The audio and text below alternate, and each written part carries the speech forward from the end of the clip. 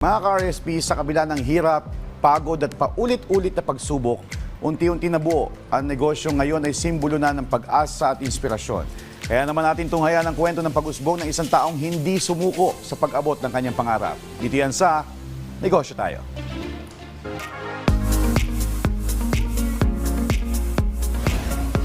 Hi, Miss Rica. Good morning. Good morning, Miss Diane Medina.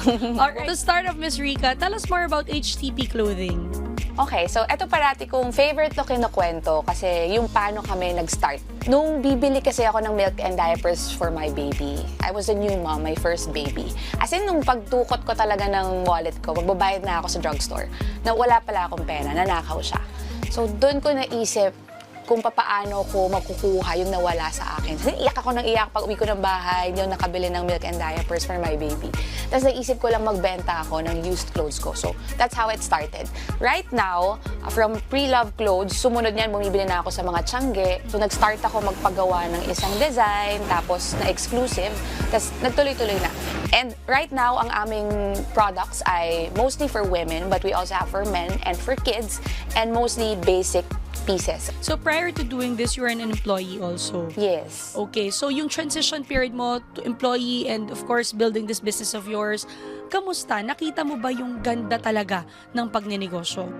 Sinimulan ko siya na pinagsabay ko muna. Kasi syempre, mahirap iwan ng isang trabaho, lalo kung yun yung meron kang fixed income. Correct. So, sinabay ko muna siya. Tapos, nung nakikita ko na may potential yung business, tapos medyo tumataas. Kumbaga, naisip ko, if I give more time to this business, maybe it will do more.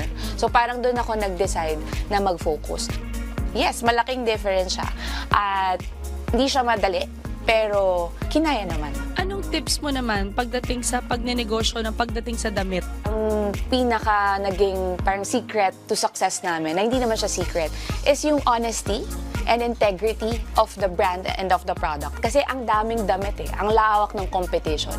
Pero karaniwan dyan, parang mahahati mo siya agad na expectation versus reality, especially now online, na yung photos ang dali mo pagandahin, yung videos ang dali mo pagandahin. Pagdating sa'yo, iba palang quality. Yes, diba? Yun yung parang expectation versus reality. So, sa industry ng clothing, so napaka-importante na you are honest at yung what they see is what they will get when the products are right.